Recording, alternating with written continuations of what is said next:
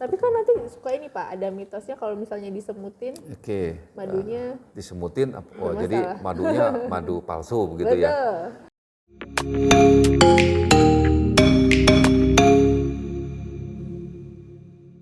Wah, tidak boleh pakai sendok logam stainless, gitu. betul, sendok logam. Kalau sendok stainless, kita tahu stainless itu adalah stainless ya, udah tidak mungkin bereaksi lagi, gitu ya. Kecuali mungkin sendoknya sendok zaman dulu itu aluminium, itu kan mudah sekali bereaksi dengan. Ya, kalau sendok-sendok yang kayak sekarang ini aman kan ya, itu juga kalau minum nuangin cuka aja pakai itu nggak masalah gitu kan. Ya, sebetulnya juga apakah madu itu bisa melarutkan logam lah begitu ya. Itu kan itunya di situ sebetulnya. Jika terjadi madu fermentasi, dia mengandung asam tinggi, ya bisa gitu. Jadi tidak bagus juga, itu harus pakai sendok kayu atau sendok plastik gitu ya. Ya itu amannya seperti itu.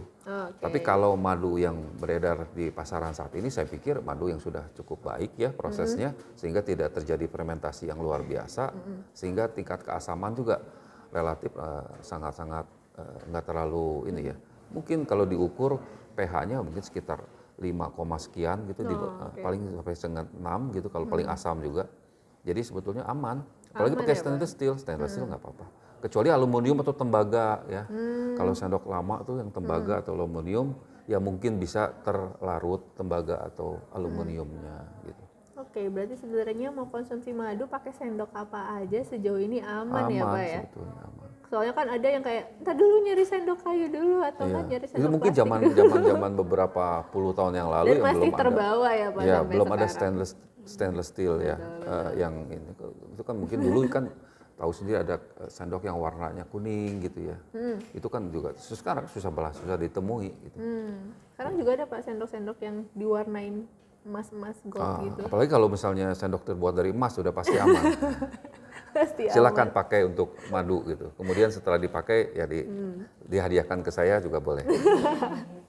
Oke, nah Pak, kalau misalnya untuk madu nih Pak, kalau misalnya sudah dikonsumsi nih, gitu, misalnya kita mau taruh nih Pak, lebih baik tuh ditaruh di mana sih Pak? Di suhu ruang kah atau ditaruh di kulkas?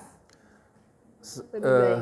Sebaiknya taruh di suhu ruang nggak masalah Suhu gitu ruang kan. nggak Kalau masalah, taruh di Pak. kulkas kan ditaruh lagi malah penuhin kulkas kan buat apa gitu. Kan lebih baik ditaruh di luar dan aman-aman.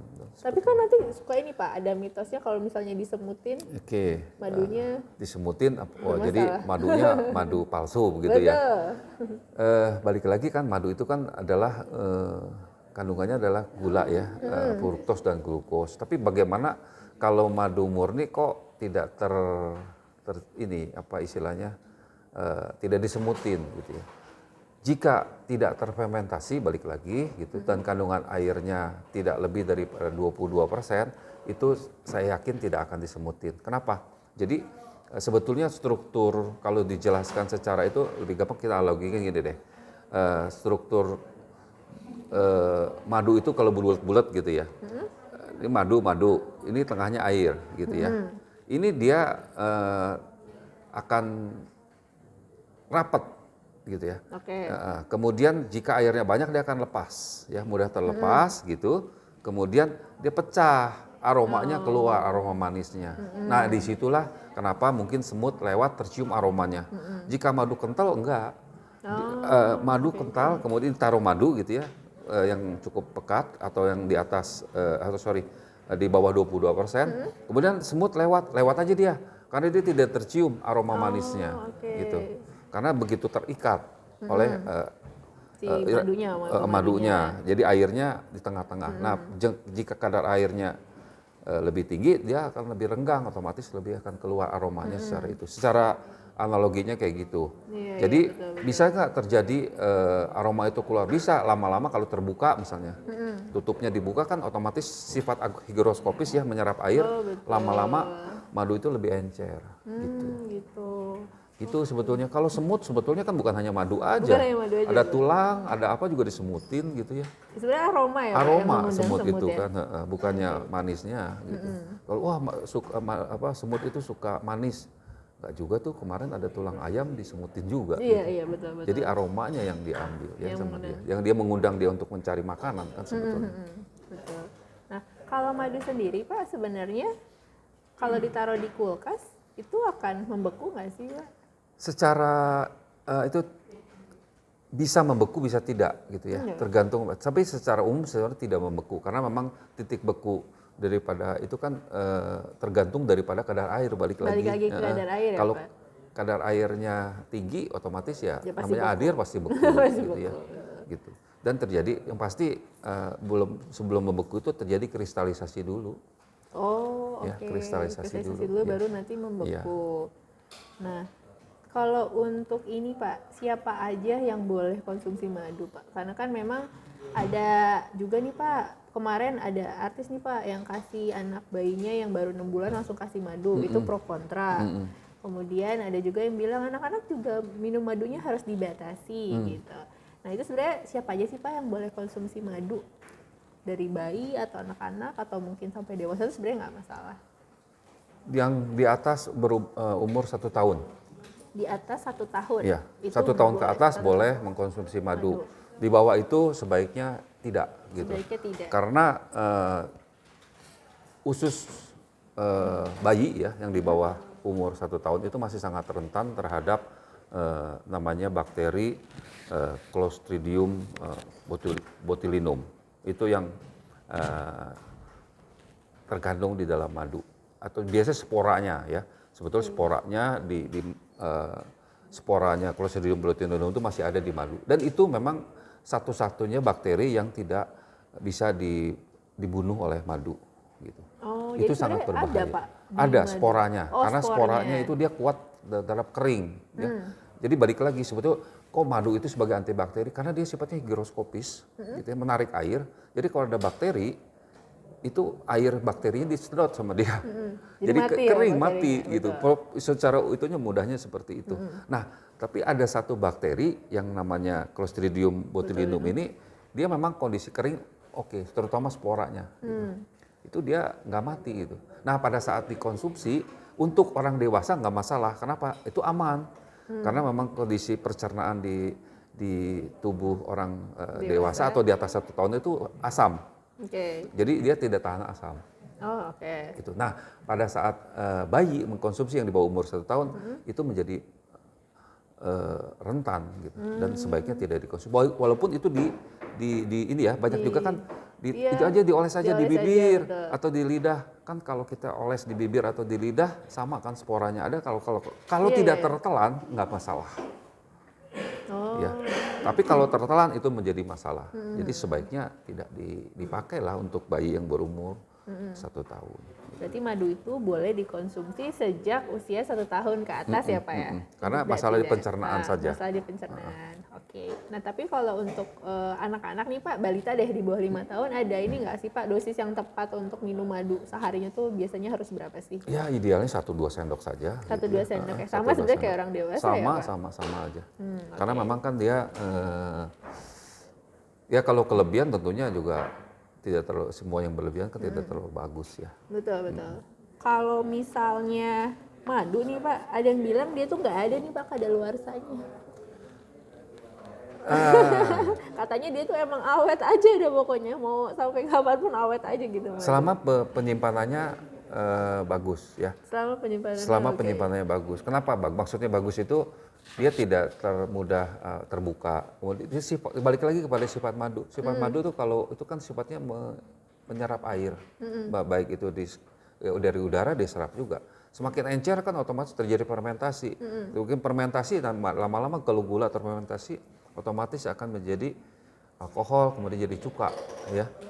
Ya kan jadi lama-lama semuanya ya bukan lagi kondisi itunya lagi enzim-enzimnya rusak semuanya pada rusak kalau memang penanganannya atau dikemasnya kurang baik. Selama kemasannya baik, tertutup rapat, itu dia sifat antibakterinya masih kuat gitu. Karena dia misalnya tadi kalau kandungan airnya udah terlalu tinggi, bagaimana dia mau membunuh bakteri? Dia sendiri udah penuh air, malah jadi makanan bakteri juga gitu ya. Betul. Tapi kalau dikemas dengan baik, kemudian ditutup rapat sebagainya, sifat dari antibakterinya akan tetap ada. Gitu. Jadi mau expirednya bagaimana gitu? bakteri mau masuk langsung mati di situ. Jadi memang secara umum gitu memang madu itu tidak ada expired. Tetapi madu-madu yang dijual gitu harus mengikuti aturan, gitu, aturan yang ada, baik itu ya kalau di Indonesia ada BPOM gitu ya, harus ada maksimal 5 tahun. Gitu. Maksimal 5 tahun. Maksimal 5 tahun. Gitu. Selebih dari itu ya tentunya tidak bisa ya bisa aja kalau penanganannya nggak baik itu kan bisa rusak gitu. Ya. Masa 5 tahun madunya nggak habis gitu ya Pak? Iya, tapi kalau madunya nggak habis, kemudian penanganannya ditutup dengan rapat, masih bagus, segelnya segala macam itu masih oke, nggak masalah. Masih oke. Kalau nggak salah memang ada apa istilahnya bukti bahwa madu yang zamannya Cleopatra aja masih bisa dikonsumsi, itu masih bagus gitu, di Museum Kairo kalau nggak salah. Oke. Nah, tapi untuk mitos dan fakta madu ini dari Pak Duko juga udah ngejelasin nih mana aja nih yang termasuk mitos, kayak yang tadi tuh kita bisa konsumsi madu dengan atribut apa aja, sendok apa aja untuk sekarang ini sudah aman. Dan banyak banget soalnya Pak yang nanya nih kalau misalnya ke Serambi Botani sendiri boleh nggak sih yang anak bayi, anak apa segala macam itu, pokoknya itu apa namanya kayak pertanyaan yang selalu ditanyakan, dan dari sini Pak Duko sudah menjawabnya. Nah, mungkin untuk episode kali ini itu aja Pak yang mau kita bahas tentang mitos dan fakta tentang madu. Ada nggak nih Pak terakhir tentang mitos dan fakta madu yang beredar yang mau Bapak sampaikan? Ya, sebetulnya udah banyak yang kita bahas ya, udah 3 episode ini mengenai tentang madu. Mungkin nanti justru kalau mungkin ada pertanyaan, ada komen dari pemirsa, nanti mungkin bisa disampaikan. Kita akan kupas tuntas lebih dalam lagi mengenai madu yang diinginkan gitu ya. Tapi dengan secara saintis ya, artinya bisa dibuktikan dengan penelitian yang ada, bukan hanya sekedar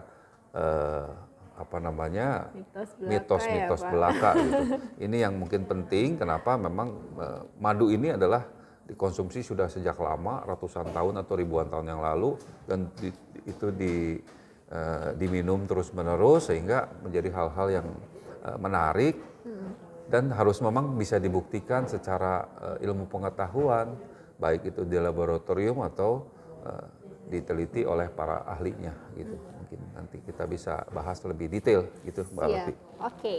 Berarti untuk episode kali ini kita cukupkan sampai sini. Jangan lupa untuk like, komen, dan subscribe, dan bisa share sebanyak-banyaknya ke teman-teman kalian biar bisa kita berbagi. Kita saling berbagi ya Pas, di ilmu pengetahuan yang kita punya, kita share biar kebanyakan nih di grup-grup WhatsApp keluarga nih bisa kita jelaskan nih kalau ada mitos-mitos tentang madu, tentang hoax tentang madu itu bisa kita share dari video ini. Nah, kalau misalnya teman-teman mau pengen dibahas tentang apa, tentang misalnya tentang mengkudu atau misalnya tentang kelor, kalian bisa komen, bisa juga DM ke Instagram kita, dan itu kita open mind banget, kita akan terbuka, kita akan coba jelasin di sini.